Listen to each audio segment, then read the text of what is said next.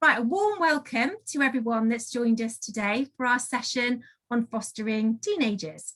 My name is Susie Day. I work in the fostering recruitment team at Gloucestershire County Council, and I'm joined by Linda Zeba, who is a foster carer on our team who specialises in looking after teenagers. I've also got Lee Marchant here from the marketing team, who's also going to help us coordinate today and make sure that any questions that you have, we have the opportunity to ask, and we're recording this to go onto our website.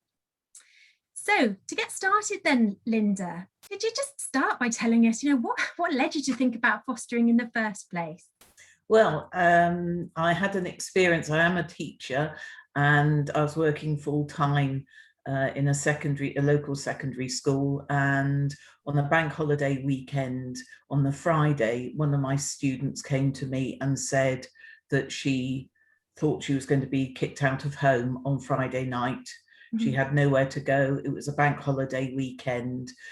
And I just thought, what would I do in this situation? So I did something which is very unprofessional, but I said, here is my phone number. If you are desperate, you've got nowhere to go, give me a ring, I'll pick you up. You can come to me for the weekend and we'll sort out something on the Monday. And that sparked an interest that I had already had in thinking about being a foster carer and making this a sort of more professional approach. And so from that, as it turned out, the girl didn't need my help in the end, but it did make me think this is something I could do, and this is something I could give back to society. But having said that, I wasn't young when this happened, and I was working full time. I was a single parent with a teenage daughter, and with all those things, I thought, probably they're not going to want me, because I can't see how that's going to fit in fostering with everything else that I do. And I don't know whether it was because I was particularly interested in doing teenagers that they welcomed me with open arms. But I would say, if you're sitting there thinking they possibly won't want me for whatever reason, do think again, because the fostering service needs all sorts of people with all sorts of backgrounds, and whatever you've got going on in your life at the moment, it can be worked around. As I say, I don't work full-time, but I do work part-time still. Mm-hmm. And I do have people in placement. I've got somebody here at the moment. And so it is possible to combine fostering with other things that you do in your life. Mm. And so how did you decide that teenagers were the group of children or the age of children that you thought you might want to foster? Right, well, the reason I chose teenagers was because it was the age range that I knew. I have always taught teenagers, 11 to 18. I had a teenage daughter at home, so it was the age range that I knew best. And as well as that, because I worked, there wasn't an opportunity for me to take a child to school in the morning, pick them up at night, because, I would be teaching somewhere completely different to them. So having a teenager meant that they were slightly more independent. If they needed to let themselves into the house, or they needed to go to school from the home after I'd left for work, that seemed to work better with teenagers. Mm. Yeah, I can understand what you're saying. Having your own teenager, how did you approach it with her, and how's that worked out? I didn't know how that was going to work out. For the most part, it has worked really well. And she still is in contact with a number of the young people that I've had in placement. What I would say is, if you're thinking of having teenagers and you have teenagers of your own, I wouldn't choose the same age as the age of your child, just because that can lead to conflict. That's the only thing I would say. But it was interesting how my daughter, her take on it was, you may have thought that I was very bad, mum, but now you know that I could be a lot worse, reflecting on the sort of young people that we had in placement. So I think for her, it put her in a new light, and I think she quite liked that. Just to pick up on that, Linda, you said about the conflict. What were you concerned? What were you concerned about, just to help people with that thought process? It's just the fact that, particularly if you've got two girls, I find that they can become jealous of one another. Okay. You know, and it just seemed easier to have slightly different ages because their interests were slightly different, rather than, you know, interests that might conflict with one another. Okay. And so, in embarking on teenagers, did you need to skill yourself up in any way, or because of your work situation, did that give you the skills to be able to? Well, right. Certainly for a certain point, of course, being a teacher of secondary school children, and I've now been teaching for 40 years, so I've had a lot of experience of teenagers. I did think I knew quite a lot, but it is very different when you're talking about vulnerable young people who've had very chaotic, shall we say, backgrounds, to, you know, children that are sitting in a classroom, for the most part, doing what you're asking them to do. So it was a different experience. So yes, of course, training was really important, and I certainly couldn't have done what I'm doing now if I hadn't gone through the training. And you said earlier on that maybe it put your own daughter, showed her behaviour in a different Yes. So from what you said, then you've had some challenges Yes. after teenagers. So would you be able to walk us through some of those? I mean, one of the things I think you realise very quickly is, because of their backgrounds, that a lot of them will come with mental health issues, and they won't be immediately obvious. And that can manifest itself in a number of ways. They might be withdrawn, they may not want to talk to you. They might be very angry with the world, and they have every reason to be angry because of how they've been brought up. So you might have to deal with anger issues. And you know, it's important to realize that, particularly with anger, it's not personalized. They're not attacking you because it's you. They are angry with the world and the way that they've been treated, and the fact that they haven't been listened to by other adults, and adults have often let them down. So they look at you as yet another adult who's going to let them down. And what you sometimes find is that they'll try and manipulate a situation, because they have so little control in their lives, that they will anticipate that you are going to be the next adult to let them down. So what they will do is they will push your boundaries, because they want to see how far you will go before you let them down, and then that will be in their control. And as soon as they realize, actually, it doesn't matter how much they push, you're still going to be there for them, you're still going to be there supporting them, you know, that sort of behavior will then stop. So that's a sort of form of self-preservation, is what you're saying, that they don't, before they attach to you and like you, they just want to test you to see if you're going. Absolutely, yes. And I mean, that's not unlike most other teenagers. I think one of the things you've got to remember is teenagers are teenagers wherever they've come from and whatever background they've had. And it's very easy sometimes to look at these young people and go, oh, it's because they're in care, it's because they're vulnerable that they are like that. But also you've got to think they are teenagers, and that's what teenagers do. Yeah, absolutely. And then they're testing out their adult skills, aren't they? Yeah. On us, and getting it wrong, and that's right, wrong, on us, so that we prepare them for adulthood. Exactly. And obviously, in all these, these challenges that you've talked us through, you said earlier on that you're a single carer.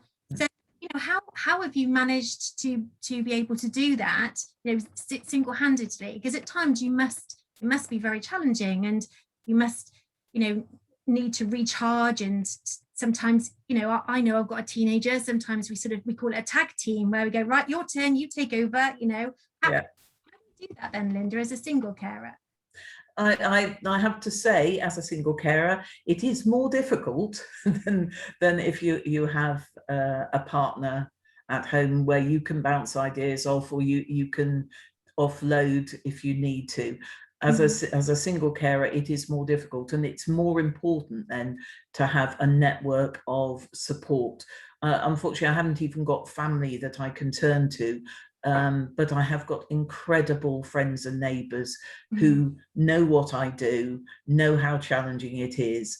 And there have been occasions when I have literally just gone, knocked on somebody's door and said, would you mind me just having a cup of tea and a break for 5 minutes, and then I can go back and face whatever I need to face. And you will need a network of people like that who understand what you do and how challenging it is, and the fact that they just need to be there for you. Yeah, and that sounds like you're very self-aware of what you, which is really important, isn't it, for a foster carer? And just wanted to leave, we got any questions in the chat? It'd be good to see what people are particularly interested in before we move on. I think you're on mute. Can you put your microphone on? That always helps, doesn't it? So there's a comment followed by a question. It says, it's really interesting to hear Linda's experience. This person who's not named said they'd worked as a police officer arranging placements with the emergency team, and it was often harrowing when decisions were made which placed vulnerable teenagers in emergency placements which were unsuitable. What factors do you think are important to make sure that the placements are as good as possible? So I guess that's a question about, you know, what factors make for a successful placement. Right, I do think this is really difficult. I do emergency placements, so I do understand, you know, in an emergency situation, what, you know, this is a crisis point for that young person, and you want to get a roof over their heads for the night, and sometimes it's not easy to find the ideal placement for them. And so I can understand that sometimes, you know, they will be turning up in places that are possibly not ideal. The thing with emergency placements, they're usually 72-hour placements, so they're not there long term. They are literally there over a weekend usually, so that something can be sorted out on the Monday that will be much more suitable for that young person. And as I say, it's usually at a crisis point where there is literally nowhere else for them to go. They would end up on the streets otherwise. So, you know, unfortunately, the reality is not everybody is available all the time. As I say, I do emergency placements. At the moment, my placement is full, so if there's an emergency, I couldn't take somebody else. You know, and so it's whoever is available to take those in, and it does take a special person to take a young person in at a point of crisis and you know, sort of look after them for 72 hours. Unlike most placements where you have at least some information about that young person before they come to you, in these crisis points, you know nothing. You may know it's a male or a female, and you might have an age, and that will be it. So you know nothing else about you know, that child. So you're having to think on your feet. So flexibility is something that you really need to have. Yeah, I'd support that. I think in answer to that question, we actively need to increase the number of emergency foster carers that we've got on our books in order that we can make as good a placement as possible in that child's time of need. Whereas with normal fostering, which I'll ask Linda about in a bit more detail in a second, our matching process is much more scientific, it's much more considered. With emergency, like Linda said, it's about getting that child into a safe place that night, so that a foster carer can start to be able to sit alongside that young person and start to help to meet their needs at what is a psychologically overwhelming, very stressful, upsetting time. So, but the more foster carers that we've got doing emergency, the better those better match those placements can be.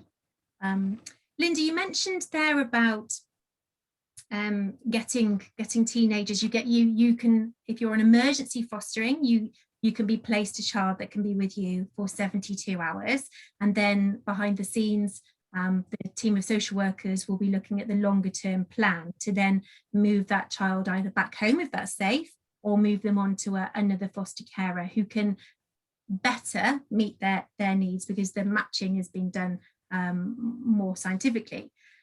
When you get approached about one of those placements, one of those longer term placements, what kind of information do you get given about the teenager that we might like you to look after? Okay, so I think there is a misapprehension that you have to take the first person that's offered to you, and that's certainly not the case. You are given a profile which obviously doesn't have names on it, but will tell you the gender of the child, it will tell you the age of the child, it will give you some information about that child, and well, as much as information as they can do about that child. And then you've got to sit and think, is this child suitable placement for you? Mm. You know, what can you provide for that young person?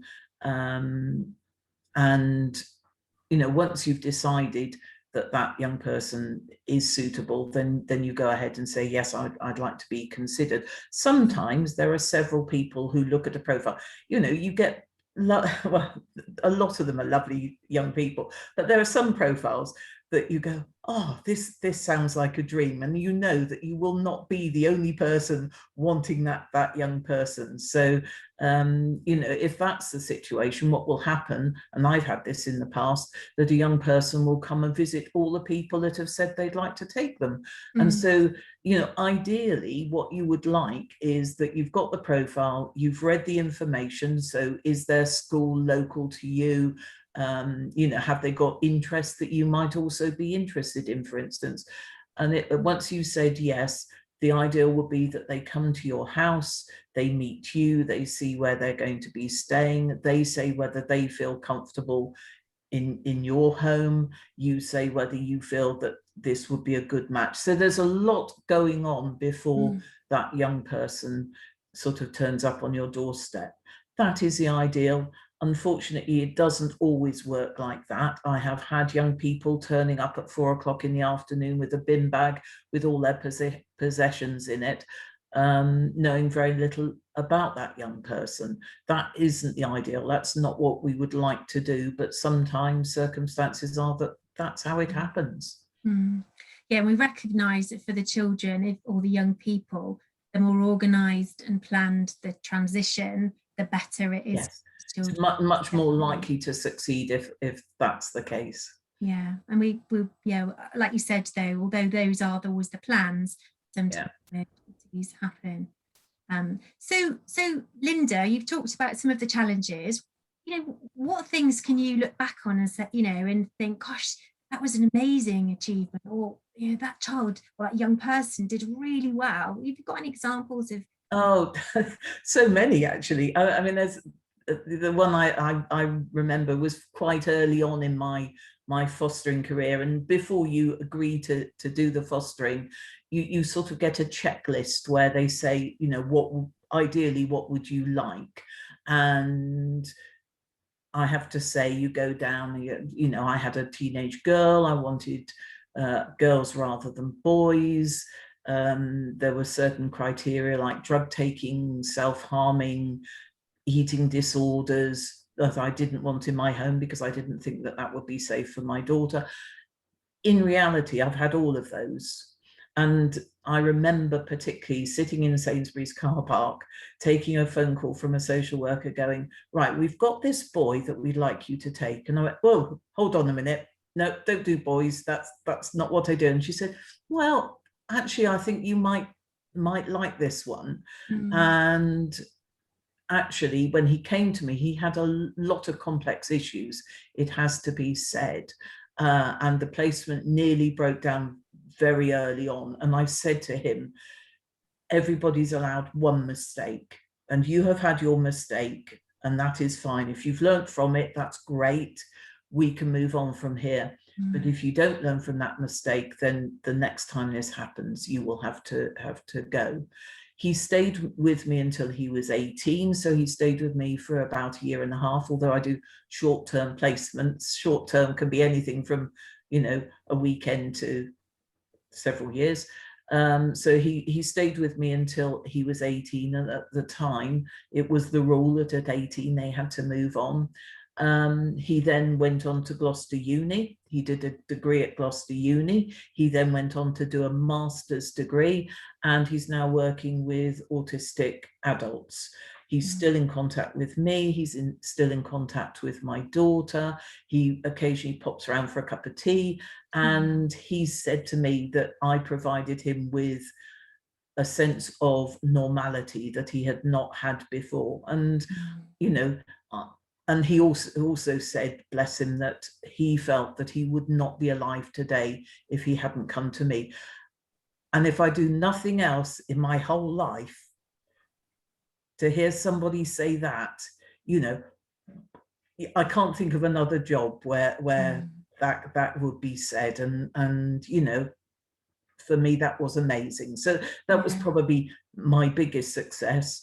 I had another young boy, so I didn't learn from the first one. I had another young boy, and unfortunately he was into drugs, he was into gang culture, and the placement eventually broke down quite dramatically, and he left. And at the time I thought that was a failure. I thought I had done nothing for this young man. And you know, you do get times in your fostering where you feel that you have not made a difference. This Christmas, box of chocolate biscuits on my doorstep with a note from this young man. Just a little note telling me that he was with his partner, and in fact it was a girlfriend he had when he was with me. He's now got a child with that partner. He's got a baby, and he said as soon as lockdown finishes, you know, we should get together. I texted him and he said, I didn't think you'd want to ever speak to me again. And well, of course I do, you know. And you often with fostering, you don't think you are making a difference at the time. And certainly with this young man, I didn't feel I was making a difference.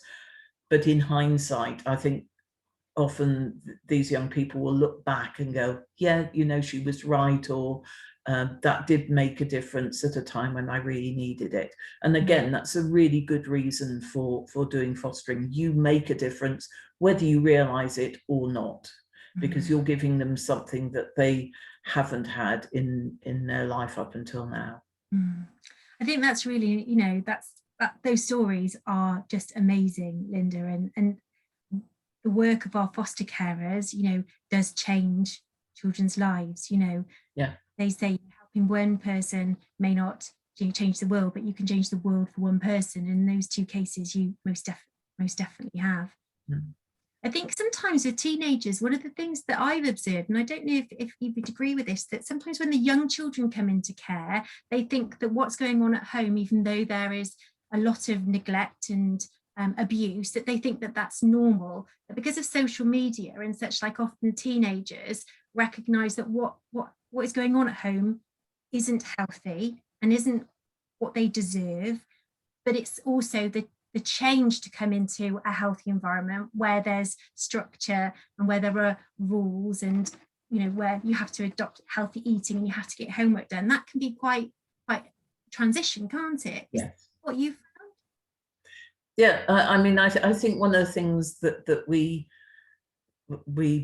forget is the fact, you know, home is where, you know, mum and dad are, or the people who have cared for them, however badly, can I say that, they have been cared for, they still have a love for that home. And so although you might think they're coming to you and you've got a nice home and you're giving them stability and routine and this is what they need, for them it's not, especially with teenagers, it's not initially what they're used to and what they want. And one of my big learning curves, I suppose, was I used to go and tidy the bedroom, you know, the bedroom they had, and you know, they had a lovely room and their clothes were all over the floor and food cartons were left out, and I would go and tidy it up and they'd say, oh, thank you very much, that's lovely. And the next time I went into the room, it was exactly the same.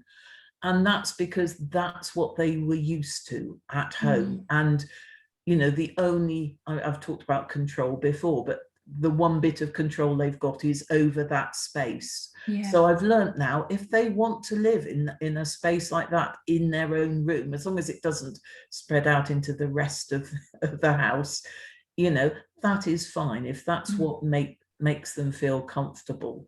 And as you say, they're not used to routines. They're not used to somebody saying, I mean, in my home, we sit down for a meal every night. Now, I know a lot of homes, even without difficulties, don't manage that. But I insist on it because it's my one opportunity in the day to sit down with them.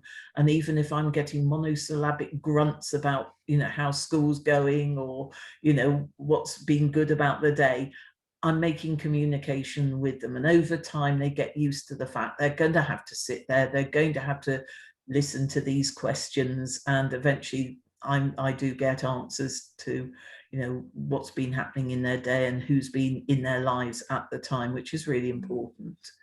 And then the routines, like what time they go to bed, you know, where they view their social media, all those sort of things. Often there's been no control whatsoever, and I think that's one of the biggest challenges at the moment, is with you know, if they've been used to having their iPads or whatever in their room till all hours of the night, or playing Fortnite in the bedroom, you know, at 14 years old, you know, that's their reality, that's what they've done. And you've got to go, actually, that's not really appropriate here. And that can be a real battle at the beginning. But eventually they get into the routine. They know what will be acceptable and what won't be acceptable. And what you're giving them is an alternative normality, a more balanced normality than they've been used to. And one that they can go on to choose to adopt when they want to have their family, because you're absolutely creating something different. They've got it. Yeah, brilliant. Lee, should we just put in the chat box? Yes. So another question from Mark, a really good question. He asks, how have you adapted to fostering a teenager in lockdown? Good question. Well, it's not been easy, and I would have said, you know, it is the biggest challenge that we've had. I've had 2 placements during lockdown. The first placement came to me because she was in a household where somebody had to isolate, and she just would not stay in. And she came to me and she still would not stay in. And I had to assess the risk to myself. And so I put some boundaries in the way, and I said, although I can't stop you going out, I'm not going to lock you in the house. You can only meet your friends outside. You're not to get into a car with anybody. You're not to get into go to anybody's house. So that seemed to work, but yes, it has been a challenge, I have to say. And I think with teenagers particularly, they feel invincible. You know, she kept telling me how all her mates were okay, she was okay, didn't see what the problem was, and really had no understanding that she could be bringing something into the home and infecting me and anybody that I came into contact with. So it wasn't easy, and you do have to assess the risks to yourself and what you're prepared to do and what you're not prepared to do. And if you're, you know, if you feel you can't or are not prepared to put yourself at risk, you know, people understand. You know, these are unusual times. You know, I'm very fortunate. I've had these two young people who have gone out and who've met with people outside and have come back. And luckily, if I had wood, I'd touch it, I've not had COVID. I did contact my social worker and say, what happens if either they got COVID or I got COVID? You know, if they had COVID, then obviously I would keep them in and do what was necessary. If I got COVID, the young person would have to have been removed that day. But you have that conversation with your social worker, you know, so everybody knows what's happening and how things can be managed. Brilliant. Any other questions, Lee? No, but I thought it might be interesting maybe just to hear a bit more about what happens when teenagers turn 18. Linda mentioned it a little bit earlier, and obviously we know most teenagers don't leave home at 18. And I thought Linda would maybe say something about what happens at that stage. Right. I mean, as I say, the young man I was talking about was very early on in my fostering. I've been doing fostering, this is my 11th year. So things were very different at the start. It used to be the policy that come their 18th birthday, they had to go. And in this young man's case, that was what happened. I took him down to the pub. I bought him his first pint. And unlike most other 18-year-olds who might be looking forward to a party, he was packing his stuff ready to move on to supported housing, you know, and that's really not what you want for a young person who's had a chaotic start in life. Nowadays, it is very different. There is a chance for those young people to stay put. It's called staying put, so that, you know, with an agreement, they can stay with you up to, well, depending on their circumstances, up to 21, I think it is now. So they can just stay on. Most young people, I find, want to move on.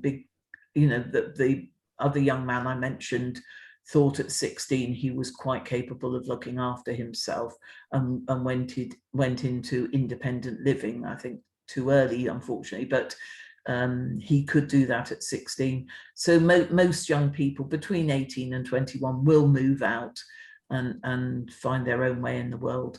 But it's no longer the case that come your 18th birthday, you get a card and told to leave. You know, that just doesn't happen.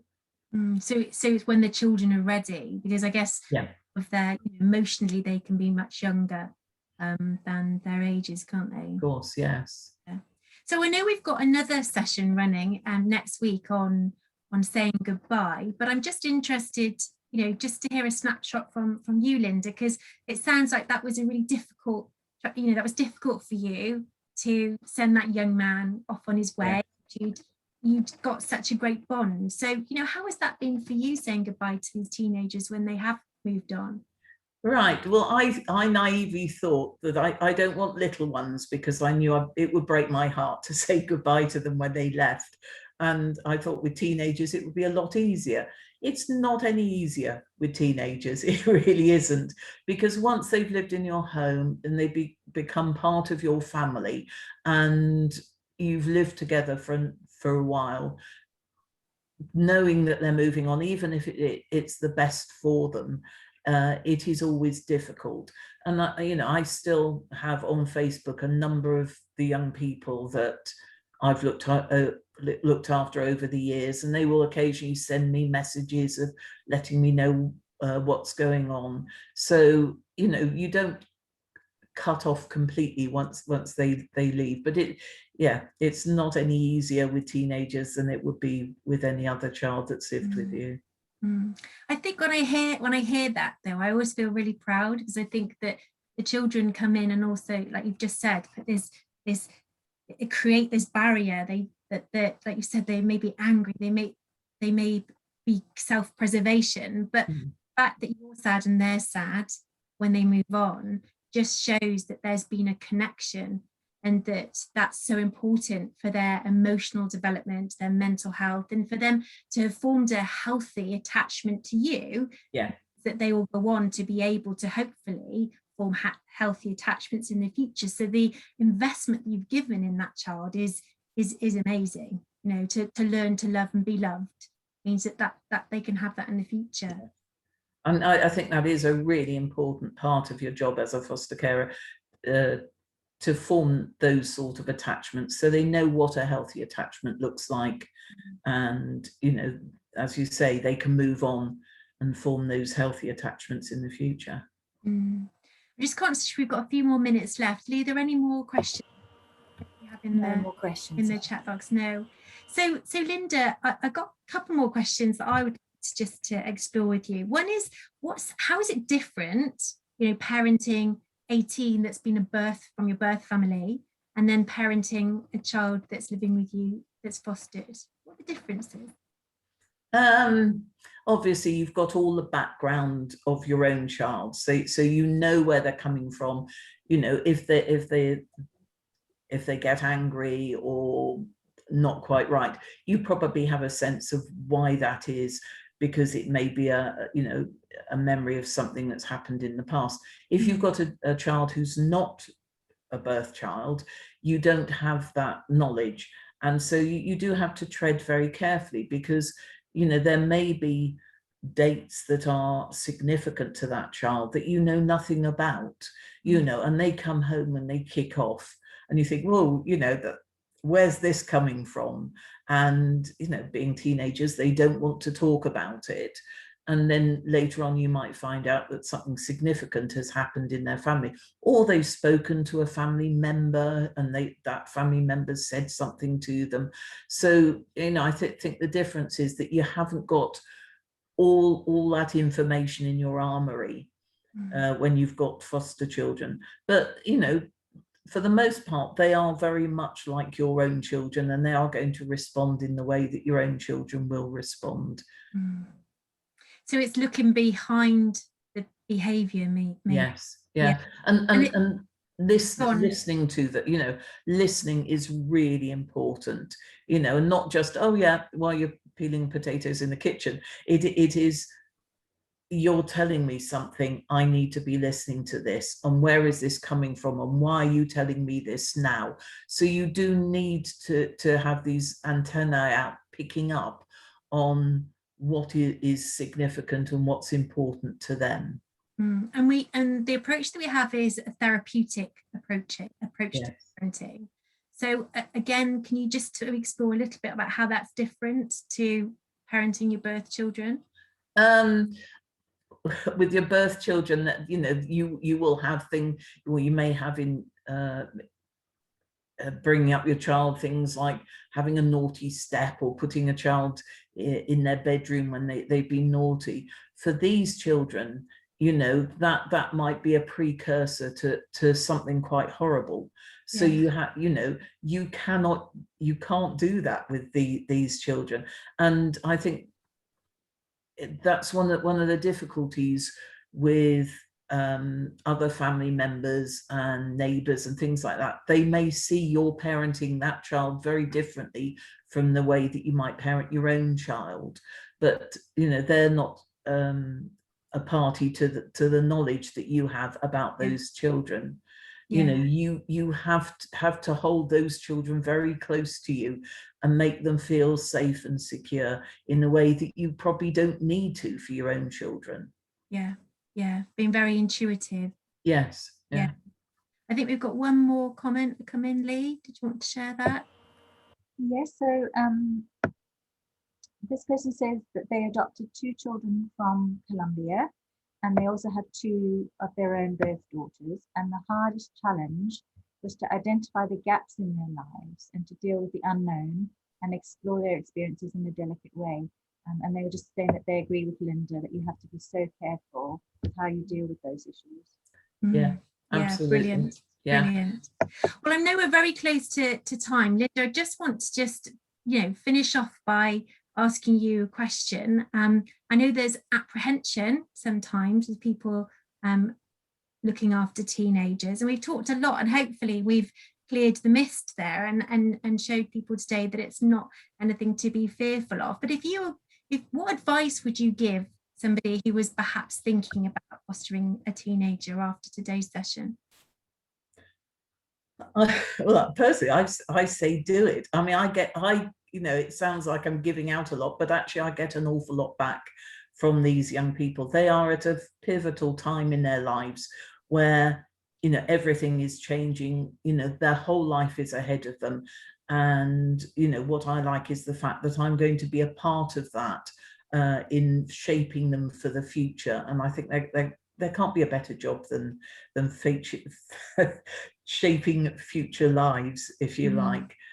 So I know teenagers are difficult. I know they're monosyllabic, and I know they'd rather grunt at you than have a proper conversation. But underneath it all, they are like the rest of us, and they've got the same hopes and dreams that we've got.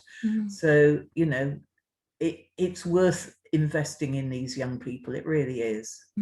Yeah, and probably a bit more scared, like you said, underneath it all. Yeah. More scared than your average person. And as you said, Linda, that chap that you're looking after, he said, I don't think I'd be around today if it wasn't down to you. So that is amazing. So there we are. I think that, Linda, it's been amazing. I've learned loads from you today, and thank you so much for sharing your experiences. Thank you to everybody for joining the session and asking questions. If you are interested in looking at fostering more, we would love to speak to you. There's you can contact us by phone, by email, through our Facebook page, or through the GCC website. And yeah, if you're interested in learning more about looking after teens, or indeed any of the rest of our children, we would love to hear from you. And thank you so much for taking the time to join us today. It's been great to have you, and we've got another session running next week if you'd like to join that one too. Thank you everybody for joining, and hopefully you'll be in touch soon.